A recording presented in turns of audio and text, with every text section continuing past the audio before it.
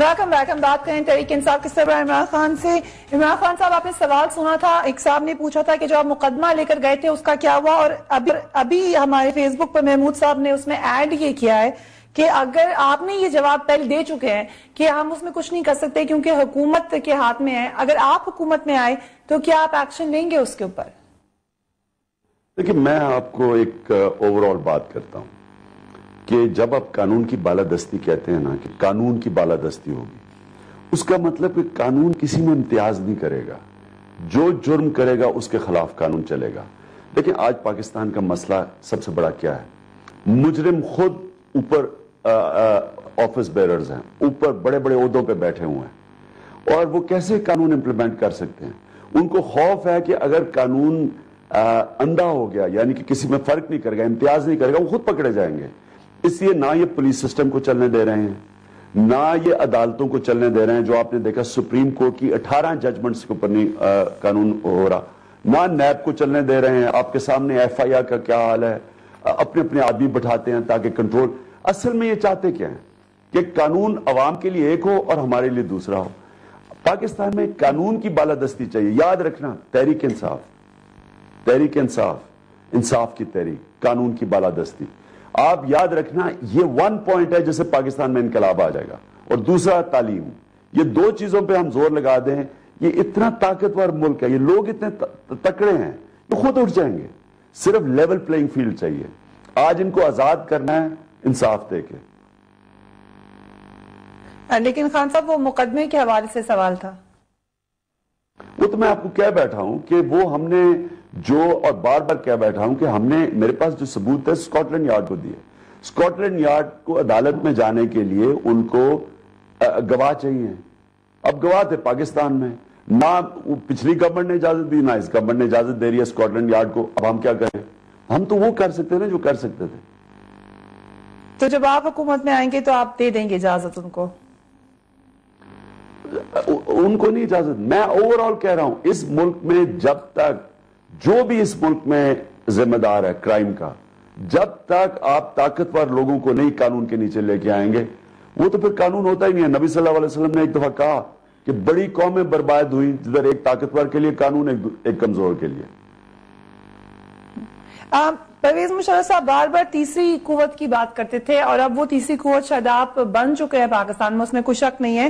پرویز مشرف صاحب کیوں بار بار آپ کو سپورٹ دیتے ہیں؟ اس سے آپ کو نقصان ہو رہا ہے یا فائدہ ہو رہا ہے؟ دیکھیں، تیسری نہیں فریاد، دوسری قوت. وہ ایک ہے سٹیٹس کو، ایک ہی ہیں یہ سب، اور دوسری طرف ایک چینج کی قوت جو اس وقت تحریک انصاف ہے. یہاں جنگ یہی ہے. یہ غلط فہمی میں نہ رہے کہ یہ جو آپس میں نورا کشتی کھیلتے ہیں، یہ وہ بالکل ورلڈ ہیوی ویٹ وہ ریسلنگ نہیں ہوتی، وہ جو بڑے بڑے ڈشکرے ہوتے ہیں ایک دوسرے کو مارتے ہیں، کبھی ادھر گر رہے ہیں، ادھر چوٹ کسی کو نہیں لگتی. یہ وہ ہو رہا ہے. یہ اصل میں ایک حد تک جائیں گے. جو بابر اعوان کا بیان تھا 28 کے نون لیگ کے 28 اکتوبر کے جلسے کے بعد، جدھر شہباز شریف نے سوئس بینکس کی بات کی، انہوں نے کہا دیکھو ہمارے سوئس بینکس کی بات نہ کرو، ہمیں تمہارے ساری کرپشن کا پتہ ہے اور تمہارے سارے احساسوں کا پتہ ہے، اس لیے ایک حد تک جاؤ، اسے آگے نہ جانا، نورا کشتی کھیلتے رہو، سیریس نہ ہونا، کیونکہ ہم پھر تمہیں بھی چوٹ دے دیں گے. تو اس لیے ہم کہتے ہیں جنگ 2 پاورز میں ہے، ایک جو چینج چاہ رہے ہیں، ایک سٹیٹس کو ہے.